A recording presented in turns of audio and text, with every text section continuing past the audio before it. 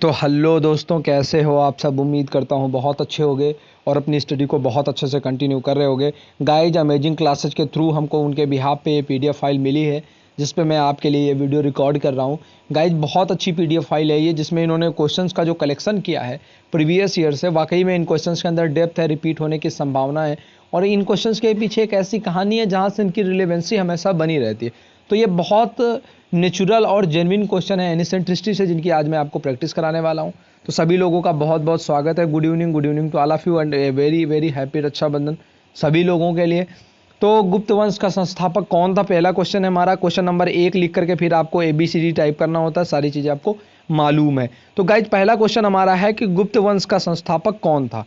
तो option A है घटोत्कच गुप्त, ऑप्शन बी है चंद्रगुप्त, ऑप्शन सी है श्रीगुप्त और ऑप्शन डी है इनमें से कोई नहीं। तो एक लिख करके A B C और D टाइप करके मुझे बताइए गुप्त वंश का संस्थापक कौन था। घटोत्कच गुप्त था, चंद्रगुप्त था, श्रीगुप्त था या फिर इनमें से कोई नहीं। अमेजिंग क्लासेस की PDF फाइल है। पहले क्वेश्चन का आंसर मुझे बताइए गुप्त वंश का संस्थापक कौन था। वो घटोत्कच गुप्त था, चंद्रगुप्त था, श्रीगुप्त था या फिर इनमें से कोई नहीं था।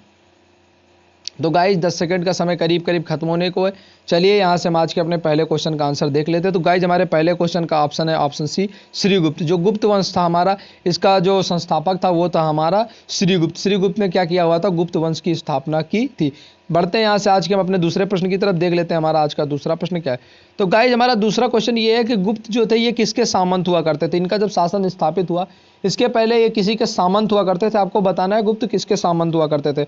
ऑप्शन ए है मौर्यों के, ऑप्शन बी है कुषाणों के, ऑप्शन सी है सातवाहनों के या फिर ऑप्शन डी है इनमें से कोई नहीं। तो गुप्त किसके सामंत थे आप हमें ये बताइए। वो मौर्यों के सामंत थे, कुषाणों के सामंत थे, सातवाहनों के सामंत थे या फिर इनमें से कोई नहीं। ये एक इंपॉर्टेंट क्वेश्चन है क्योंकि इस क्वेश्चन के अंदर क्या है, डेप्थ है। सीधा क्वेश्चन नहीं है, फैक्ट सिर्फ फैक्ट ही नहीं है, ये वाकई में एक बेस से क्वेश्चन पूछा गया है कि गुप्त किसके सामंत थे। मौर्यों के थे, कुषाणों के थे, सातवाहनों के थे या फिर इनमें से कोई नहीं था। गाइज अगर आपको प्रारंभिक मौर्य में याद रखना है तो मैं आज आपको एक ट्रिक बता देता हूँ। आपको याद रखना है हसन। हसन का तात्पर्य जानते हैं क्या। हसन का हा से हो जाएगा आपका हर्यक वंश, सा से हो जाएगा शिशुनाग वंश और ना से हो जाएगा नंद वंश। और ये बिल्कुल क्रम से, सबसे पहले हर्यक वंश है, फिर शिशुनाग वंश है और उसके बाद में आपको नागवंश दिखाई देता है। तो गाइस चलिए यहाँ से सेकंड क्वेश्चन का आंसर हम देख लेते हैं। गुप्त जो थे, गुप्त किसके सामंत थे। गुप्त हमारे सामंत थे कुषाणों के। तो ऑप्शन बी है राइट ऑप्शन। जो गुप्त थे किसके सामंत थे, गुप्त कुषाणों के सामंत थे। गाइस बढ़ते हैं यहाँ से आज के हम थर्ड क्वेश्चन की तरफ देख लेते हैं। हमारा आज का तीसरा क्वेश्चन क्या है। तो तीसरा क्वेश्चन हमारा है कि गुप्त वंश के किस शासक ने सर्वप्रथम महाराजा धीराज की उपाधि धारण की हुई थी। उपाधियां एक इंपॉर्टेंट टॉपिक है और यहाँ से अक्सर करके क्वेश्चन पूछा जाता है। तो बताना है कि जो गुप्त वंश था इसके किस शासक ने सबसे पहले महाराजा धीराज की उपाधि को धारण किया हुआ था। ऑप्शन ए श्रीगुप्त ने, ऑप्शन बी है चंद्रगुप्त प्रथम ने, ऑप्शन सी है घटोत्कच गुप्त ने और ऑप्शन डी है समुद्रगुप्त ने। तो गुप्त वंश का कौन सा वो शासक था जिसने सबसे पहले महाराजा धीराज की उपाधि को धारण किया हुआ था। वो श्रीगुप्त था, चंद्रगुप्त प्रथम था, घटोत्कच गुप्त था या फिर समुद्रगुप्त था। समुद्रगुप्त को अगर आपको याद होगा इसे भारत का नेपोलियन भी कहा जाता है और इसने महान विजय हासिल की थी। तो चलिए यहाँ से आज के हम तीसरे क्वेश्चन का आंसर देख लेते हैं। गाइस जो हमारा तीसरा क्वेश्चन था कि गुप्त जो थे ये कौन सा शासक था जिसने सबसे पहले महाराजा धीराज की उपाधि धारण की थी। तो वो था हमारा चंद्रगुप्त फर्स्ट। जो चंद्रगुप्त फर्स्ट था इसने किया हुआ था, इसने महाराजा धीराज की उपाधि धारण की हुई थी और इसी का नाम कहीं कहीं पर हमें चंद्र मिलता है। अगले क्वेश्चन चौथे क्वेश्चन की तरफ यहाँ से हम बढ़ते हैं। चौथा क्वेश्चन हमारा है कि जो प्रयाग या फिर जो इलाहाबाद प्रशस्ति है ये अभिलेख किससे संबंधित है। ये अगर मैं आपको बताऊं मोटा मोटा भी आप देखेंगे तो ये क्वेश्चन कम से कम छोटी बड़ी परीक्षाओं में 10 बार पूछा गया है कि जो इलाहाबाद या फिर जो प्रयाग प्रशस्ति है ये अभिलेख है किससे रिलेटेड। समुद्रगुप्त से रिलेटेड है, कुमारगुप्त से रिलेटेड है, स्कंदगुप्त से रिलेटेड है या फिर बंधुवर्मन से रिलेटेड है। तो इलाहाबाद प्रशस्ति 4 लिख करके फिर A B C या फिर D टाइप करके मुझे बताइए जो प्रयाग या फिर इलाहाबाद प्रशस्ति है ये किससे संबंधित है। समुद्रगुप्त से संबंधित है, कुमारगुप्त से संबंधित है, स्कंदगुप्त से संबंधित है या फिर बंधुवर्मन से संबंधित है। 10 सेकंड का टाइम है आपके पास में। मुझे बताइए जो प्रयाग प्रशस्ति है या फिर जो इलाहाबाद प्रशस्ति है ये अभिलेख है किससे रिलेटेड। तो चलिए गाइज आज के हम अपने चौथे क्वेश्चन का भी यहाँ से राइट आंसर देख लेते हैं। तो जो चौथा क्वेश्चन हमारा था कि प्रयाग प्रशस्ति या फिर इलाहाबाद प्रशस्ति का अभिलेख किससे रिलेटेड है गाइज, तो इस क्वेश्चन का सही जवाब है ऑप्शन है समुद्रगुप्त। जो समुद्रगुप्त है ये प्रयाग प्रशस्ति या फिर इलाहाबाद प्रशस्ति है ये अभिलेख संबंधित है हमारा समुद्रगुप्त से। इसका आप याद रखिएगा, ये क्वेश्चन रिपीट में बहुत बार पूछा गया। पांचवा क्वेश्चन यहाँ से हम देखते हैं। एक गुप्त शासन के दौरान निम्नलिखित में से ऐसा कौन व्यक्ति था जो एक महान खगोल विज्ञानी और गणितज्ञ था। तो गाइज गुप्त शासन के दौरान क्या हुआ था, एक ऐसा व्यक्ति था जो एक महान खगोल वैज्ञानिक और गणितज्ञ था। आपको उसका नाम बताना है। Bhanugupta option A, Banabhatta option B, Banabhatta ने हरचरित भी लिखा हुआ, ऑप्शन सी है आर्यभट्ट या फिर ऑप्शन डी है वराहा मिहिर। तो कौन था जो गुप्त शासन काल के दौरान था, इसमें से भानुगुप्त था, बाणभट्ट था, आर्यभट्ट था या फिर वराहा मिहिर था। ये एक महान खगोल वैज्ञानिक थे और गणितज्ञ भी थे। तो बताइए Bhanugupta option A, Banabhatta option B, Aryabhatta option C या फिर वराहा मिहिर ऑप्शन डी। गुप्त शासन के दौरान कौन सा एक ऐसा व्यक्ति था जो एक महान खगोल वैज्ञानिक था और एक महान गणितज्ञ भी था। 5 लिख करके ए, बी, सी या फिर डी टाइप करके मुझे बताइए कि कौन सा वो व्यक्ति था जो एक महान खगोल वैज्ञानिक होने के साथ साथ एक गणितज्ञ भी था और वो गुप्त शासन के दौरान था। भानुगुप्त, बाणभट्ट, आर्यभट्ट या फिर वराहा मिहिर। तो चलिए गाइस, यहाँ से हम आज के अपने 5वें क्वेश्चन का सही जवाब देख लेते हैं। 5वें क्वेश्चन का सही जवाब है आर्यभट्ट। बिल्कुल, जो आर्यभट्ट थे ये गुप्त काल के समय में क्या थे, एक महान खगोल वैज्ञानिक थे और एक गणितज्ञ भी थे। तो जो आर्यभट्ट था ये गुप्त शासन काल के दौरान था, गुप्तों के समकालीन था। कौन? आर्यभट्ट। ठीक है, तो आर्यभट्ट जो था ये गुप्तों के समकालीन थे। आगे बढ़ते हैं, देखते हैं यहाँ से हम आज का अपना छठा प्रश्न। छठा प्रश्न हमारा है कि गुप्तों की जो सरकारी या फिर जो दरबारी भाषा थी ये क्या थी। तो जो गुप्त शासन था तो गुप्ताज के समय में जो इनकी दरबारी लैंग्वेज थी वो दरबारी लैंग्वेज क्या थी। ऑप्शन ए है पाली लैंग्वेज, ऑप्शन बी है प्राकृत लैंग्वेज, ऑप्शन सी है हिंदी लैंग्वेज या फिर ऑप्शन डी है संस्कृत लैंग्वेज। तो गुप्त शासकों की दरबारी या फिर सरकारी भाषा क्या थी। पाली भाषा थी, प्राकृत भाषा थी, हिंदी भाषा थी या फिर संस्कृत भाषा थी। तो 6 लिख करके फिर आप A B C D type करके मुझे बताइए जो गुप्त शासक थे इनकी सरकारी लैंग्वेज क्या थी, ऑफिशियल लैंग्वेज क्या थी। पाली, प्राकृत, हिंदी या फिर संस्कृत। 6 लिख करके ए टाइप कर दीजिए पाली भाषा के लिए, 6 लिख करके बी टाइप कर दीजिए प्राकृत भाषा के लिए, 6 लिख करके सी टाइप कर दीजिए हिंदी भाषा के लिए और 6 लिख करके डी टाइप कर दीजिए संस्कृत भाषा के लिए। गुप्त शासकों की सरकारी या फिर दरबारी भाषा क्या थी। तो चलिए यहाँ से हम अपने छठे क्वेश्चन का भी आंसर देख लेते हैं। क्वेश्चन था हमारा कि गुप्त शासकों की सरकारी भाषा क्या थी। तो गुप्तों की सरकारी भाषा थी संस्कृत। गुप्तों की सरकारी भाषा क्या थी, वो थी हमारी संस्कृत। तो जो ऑफिशियल लैंग्वेज थी गुप्ताज की वो थी हमारी संस्कृत। देखते हैं 7वां क्वेश्चन। दोस्तों इतिहासकार हैं V.A. स्मिथ। V.A. स्मिथ ने किसकी विजयों से प्रभावित होकर के उसे भारत का नेपोलियन कहा है। अभी मैंने आपको बताया था इस क्वेश्चन का जवाब कि भारत का नेपोलियन। तो जो V.A. स्मिथ है इन्होंने किसकी विजयों से प्रभावित होकर के उसे भारत के नेपोलियन कह करके पुकारा हुआ है। स्कंदगुप्त को पुकारा है, चंद्रगुप्त को कहा है, ब्रह्मगुप्त को कहा है या फिर समुद्रगुप्त को कहा हुआ है। अभी इन्हीं के बारे में हम इलाहाबाद या फिर प्रयाग प्रशस्ति भी देख रहे थे। आर्यभट्ट के बारे में हमने देखा हुआ। रिवीजन थोड़ा सा देख लेते हैं यहाँ से। ऑफिशियल लैंग्वेज थी उनकी संस्कृत। तो इतिहासकार V.A. स्मिथ ने किसकी विजयों से प्रभावित होकर के उसे भारत का नेपोलियन कह के पुकारा है। स्कंदगुप्त को, चंद्रगुप्त को, ब्रह्मगुप्त को या फिर समुद्रगुप्त को। 7 लिख करके ए बी सी या फिर डी टाइप करके मुझे बताइए 7वें क्वेश्चन का सही जवाब क्या है। इतिहासकार कौन जो V.A. स्मिथ है इन्होंने भारत का नेपोलियन किसे कहा है। तो इस क्वेश्चन का सही जवाब है ऑप्शन डी समुद्रगुप्त को। समुद्रगुप्त को V.A. स्मिथ ने भारत का नेपोलियन कह करके पुकारा है। गाइस यहाँ से बढ़ते हैं 8वें क्वेश्चन की तरफ। 8वां क्वेश्चन हमारा है कि वो कौन सा गुप्त राजा था जिसने हूणों को भारत पर आक्रमण करने से रोका था। Most important question. वो कौन सा गुप्त राजा है जिसने हूणों को भारत पर आक्रमण करने से रोका था। कुमारगुप्त था, समुद्रगुप्त था, स्कंदगुप्त था या फिर चंद्रगुप्त था। ए बी सी या फिर डी। बहुत इंपॉर्टेंट क्वेश्चन है ये। 8वां क्वेश्चन है हमारा, गुप्त वंश का वह कौन सा राजा था जिसने हूणों को भारत पर आक्रमण करने से रोका था। वो कुमारगुप्त था, समुद्रगुप्त था, स्कंदगुप्त था या फिर चंद्रगुप्त था। 8 लिख करके BCD टाइप करके बताइए हूणों का जो भारत पर आक्रमण हुआ था इसको रोका किसने था। तो गुप्त वंश का वो शासक था कुमारगुप्त था, समुद्रगुप्त था, स्कंदगुप्त या फिर चंद्रगुप्त। तो चलिए यहाँ से हम आज के 8वें क्वेश्चन का भी सही जवाब देख लेते हैं। तो गुप्त वंश का वह राजा जिसने हूणों को भारत पर आक्रमण करने से रोका था उसका नाम था स्कंदगुप्त। महान स्कंदगुप्त ने क्या किया था, हूणों को भारत पर आक्रमण करने से रोक दिया था। प्रयाग प्रशस्ति भी इसी से रिलेटेड है। और अभी मैं यहाँ पर जब आपको बता रहा था V.A. स्मिथ के बारे में तो अभी आपने यहाँ पर क्या देखा हुआ था कि जो समुद्रगुप्त है इसे V.A. स्मिथ ने क्या कहा हुआ है, भारत का नेपोलियन कहा हुआ है। इनकी ऑफिशियल लैंग्वेज क्या थी, वो थी संस्कृत। और जो हमारे महान गणितज्ञ और जो खगोल शास्त्री थे आर्यभट्ट वो भी इनके दरबार इनके ही समकालीन थे। गुप्त राजवंश किसके लिए जाना जाता है। अब ये क्वेश्चन नवा हमारा है कि गुप्त राजवंश बेसिकली जाना क्यों जाता है, क्यों प्रसिद्ध है ये। कला और स्थापत्य के लिए, साम्राज्यवाद के लिए, राजस्व और भूमि कर के लिए या फिर साहित्यिक कार्यों के संरक्षण के लिए। तो नवा क्वेश्चन हमारा है कि ओवरऑल जो गुप्त राजवंश है ये किस लिए प्रसिद्ध है, किस लिए फेमस है। कला और स्थापत्य के लिए फेमस है, साम्राज्यवाद के लिए फेमस है, राजस्व और भूमि कर के लिए फेमस है या फिर साहित्य और साहित्यिक कार्यों के संरक्षण के लिए फेमस है। 9 लिख करके ABCD टाइप करके बताइए गुप्त राजवंश बेसिकली क्यों प्रसिद्ध है। कला और स्थापत्य के भी विकास के लिए, साम्राज्यवाद के कारण, राजस्व और भूमि कर व्यवस्था के कारण, साहित्यिक कार्यों के संरक्षण के कारण। तो चलिए यहाँ से हम आज के अपने 9वें क्वेश्चन का सही जवाब देख लेते हैं। 9वें क्वेश्चन का सही जवाब है ऑप्शन है कला और स्थापत्य के कारण। बिल्कुल, गुप्त राजवंश जो है ये क्यों जाना जाता है? ये अपनी कला और स्थापत्य के लिए जाना जाता है। 10वां क्वेश्चन यहाँ से हम देखते हैं। 10वां प्रश्न हमारा क्या है? 10वां प्रश्न हमारा है कि जो अजंता कलाकृतियां हैं ये किससे रिलेटेड है? जो अजंता की कलाकृतियां हम जानते हैं, अजंता और एलोरा की जो गुफाएं हैं महाराष्ट्र में, आप बताइए अजंता जो है, इसके अलावा जो भीमबेटका है मध्य प्रदेश में, वहाँ पर भी बहुत सारे जो शैल चित्र हैं वो शैल चित्र मिले हुए हैं, तो उन शैल चित्रों से भी काफ़ी कुछ देखने को हमें मिलता है। इसके अलावा मुझे बताइए कि जो अजंता और एलोरा की गुफाएं हैं वो अजंता और एलोरा की कलाकृतियाँ हैं किससे रिलेटेड?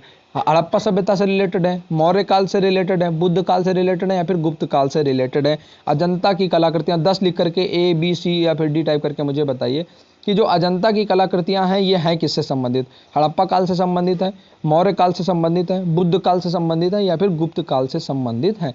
अजंता की कलाकृतियां, यहाँ पर बेसिकली जो है शैल चित्र काफ़ी सारे मिलते हैं, गुफाओं में बहुत सारे चित्र बने हुए वो मिलते हैं। और अजंता की कलाकृतियां जहाँ पर दोनों प्रकार से चित्र बनाए गए हैं, पहाड़ी गुफाओं को काट करके उनको खोद करके भी चित्र बनाए गए हैं, और टेम्परिंग यानी कि उनको उभार करके भी चित्र बनाए गए हैं। तो टेम्परिंग के माध्यम से बनाए गए, उभार करके भी बनाए गए। अजंता की कलाकृतियां रिलेटेड है गुप्त काल से। गुप्त काल में क्या हुआ था कि जो अजंता की कलाकृतियां सारी की सारी हैं ये हैं किसके पैरेलल? तो ये हैं गुप्त काल के पैरेलल। यहाँ से 11वें क्वेश्चन की तरफ बढ़ते हैं, 11वें प्रश्न की तरफ बढ़ते हैं। दोस्तों, जो कुछ विद्वान हैं इनके अनुसार जो कालिदास थे ये किसके राज कवि थे? आपको ये बताना है। गुप्ताज के समय में कालिदास थे, अब तो पता चली गया है। आर्यभट्ट जो थे ये भी गुप्ताज के समय थे, आपको पता चल गया। लेकिन जो ये कालिदास हैं ये गुप्ताज में किसके दरबारी कवि माने जाते हैं, राजकवि माने जाते हैं? तो चंद्रगुप्त मौर्य के, समुद्रगुप्त के, चंद्रगुप्त द्वितीय विक्रमादित्य के, या फिर हर्षवर्धन के? तो कालिदास किसके राजकवि थे ये आपको बताना, ये भी एक इंपॉर्टेंट क्वेश्चन है। इनके बहुत सारे जो इनकी रचनाएं हैं वो हमें देखने को मिलती हैं। इनकी मिलती जुलती इनके नामों से एक रचना और भी, किरातार्जुनीयम, जो भारवी ने लिखी हुई है। अभिज्ञान शाकुंतलम कालिदास जी की एक बहुत ज़्यादा चर्चित और प्रमुख रचना है संस्कृत भाषा में। तो कौन से कुछ विद्वान हैं जो ये मानते हैं कि कवि कालिदास थे वो किसके राजकवि थे? चंद्रगुप्त मौर्य के थे, समुद्रगुप्त के थे, चंद्रगुप्त द्वितीय विक्रमादित्य के थे, या फिर हर्ष के थे? तो चलिए गाइस यहाँ से हम देख लेते हैं 11वें क्वेश्चन। 11वें क्वेश्चन का सही जवाब है ऑप्शन सी, चंद्रगुप्त द्वितीय विक्रमादित्य। जो ये हमारा चंद्रगुप्त द्वितीय विक्रमादित्य था, जो हमारे कालिदास जी हैं, ये इन्हीं के क्या थे? राजकवि माने जाते हैं। काफ़ी सारे विद्वान हैं जो कालिदास को किसका राजकवि मानते हैं? चंद्रगुप्त द्वितीय विक्रमादित्य का राजकवि मानते हैं। अगले क्वेश्चन की तरफ बढ़ते हैं, जो हमारा क्वेश्चन नंबर है 12। अजंता की चित्रकारी की जो विषय वस्तु है वो निम्नलिखित में किस से संबंधित है? जैन धर्म से संबंधित है, बौद्ध धर्म से संबंधित है, वैष्णव धर्म से संबंधित है, या फिर वैष्णव मत से संबंधित है, या फिर शैव मत से संबंधित है? तो अजंता की जो चित्रकारी, अभी हमने देखा कि जो अजंता एलोरा की गुफाओं के बारे में तो जो बताया मैंने गुप्ताज से रिलेटेड है। इसके बाद में क्वेश्चन आया था कालिदास से रिलेटेड, जो पता चल गया चंद्रगुप्त द्वितीय विक्रमादित्य के पैरेलल थे, समकालीन थे, उनके राजकवि माने जाते हैं। अब बताइए कि जो अजंता की चित्रकारी है गुप्ताज के समय में, इसकी विषय वस्तु क्या है? इसका जो बेस है वो किस बेस पे यहाँ पे चित्र बनाए गए हैं? जैन धर्म पे बेस्ड चित्र हैं, बौद्ध धर्म से बेस्ड चित्र हैं, वैष्णव मत पर बेस्ड चित्र हैं, या फिर शैव मत पर बेस्ड जो वहाँ की आर्ट्स हैं वो हैं? तो गाइस 12th क्वेश्चन के लिए ए टाइप कर दीजिए जैन धर्म के लिए, बी टाइप कर दीजिए बौद्ध धर्म के लिए, सी टाइप कर दीजिए वैष्णव मत के लिए, डी टाइप कर दीजिए शैव मत के लिए। तो अजंता की चित्रकारी की जो विषय वस्तु है वो हमारी रिलेटेड है बौद्ध मत से। किस बौद्ध धर्म से? किस बौद्ध धर्म से रिलेटेड है? वो है हमारी बौद्ध धर्म से रिलेटेड। महात्मा बुद्ध थे इसके संस्थापक, ठीक है। इसके अलावा इन्होंने जो थे, इन्होंने ही क्या बताया था? 3 आर्य सत्य बताए हुए हैं। और इसके अलावा जो दुख से जुड़ी हुई इन्होंने चीज़ें बताई हुई हैं कि दुख निरोध, दुख समुदाय और दुख निरोध गामिनी प्रतिपदा जो है, इन्होंने बताया कि जो बुद्ध ने कहा, एक चीज़ बुद्ध का एक कथन है कि जीवन दुखों से भरा है। तो बौद्ध धर्म जो है, इस बौद्ध धर्म से रिलेटेड चीज़ें हैं अजंता में। और अजंता की जो गुफाएं हैं वो किसके समकालीन है? तो वो गुप्ताज के समकालीन है। आगे बढ़ते हैं, कहाँ पर? महाराष्ट्र में। 13th क्वेश्चन देख लेते हैं, 13वां प्रश्न यहाँ पर हम अपना देख लेते हैं, ठीक है। दुख, दुख समुदाय, दुख निरोध और दुख निरोध गामिनी प्रतिपदा, ये 4 आर्य सत्य हैं जो बौद्ध धर्म में बताए गए हमारे हैं। इसके अलावा वहाँ पर हमें त्रिपिटक देखने को मिलते हैं, 4 बौद्ध संगीतियाँ देखने को मिलती हैं। मैंने बहुत सारी चीज़ें हैं जो आपको बताई हुई हैं, उनके किसके किसके समय में हुई हैं वो भी मैंने आपको बताया। कौन कौन जो थे उनके अध्यक्ष रहे हैं वो भी मैंने आपको बताया हुआ। कहाँ कहाँ पर हुई हैं, कौन सी कुंडल वन में हुई है, कौन सी वैशाली में हुई है, कौन सी पाटलिपुत्र में हुई है, ये सारी चीज़ें भी मैंने आपको बताई हुई हैं। तो बौद्ध धर्म से रिलेटेड एक वीडियो पड़ा हुआ है, प्लेलिस्ट में जाकर के उसको देख लीजिएगा, एनिसेंट हिस्ट्री के। तो उत्तर गुप्त युग में कौन सा वो विश्वविद्यालय था वो जो प्रसिद्ध हुआ था, उसका नाम क्या था? कांची था, तक्षशिला था, नालंदा था, या फिर वल्लभी था? आप सब 13th क्वेश्चन देख चुके होंगे, बस आंसर फटाफट टाइप कर दीजिए कि जो उत्तर गुप्त युग था इसमें कौन सा विश्वविद्यालय था जो बहुत ज़्यादा फेमस था।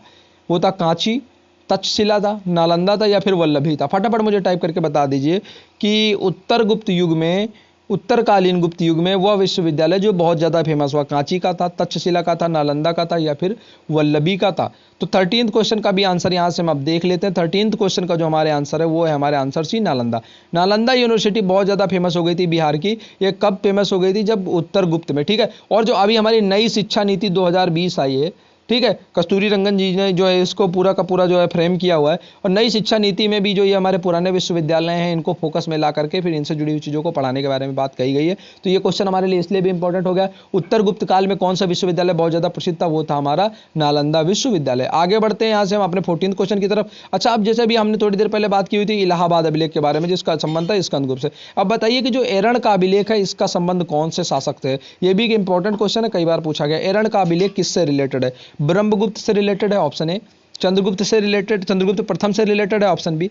चंद्रगुप्त द्वितीय से रिलेटेड है, ऑप्शन सी। भानुगुप्त से रिलेटेड है, ऑप्शन डी। तो जो एरन का अभिलेख है इसका रिलेशन किसके साथ में, संबंध इसका किसके साथ में? ब्रह्मगुप्त के साथ में, ऑप्शन ए लिख दीजिए 14 लिख करके।